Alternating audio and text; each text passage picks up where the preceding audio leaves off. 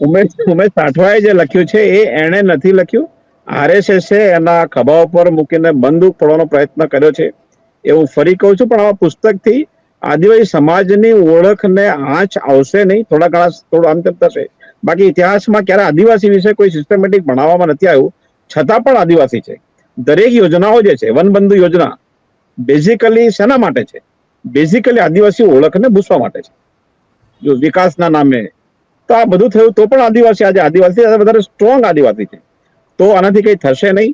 પણ છતાં પણ હું ઉમેશભાઈ રાઠવા જે છે એને વિનંતી કરું છું ફરી કે પુસ્તકનું ટાઇટલ થોડું ચેન્જ કરી દે, વધારે એપ્રોપ્રિએટ હશે.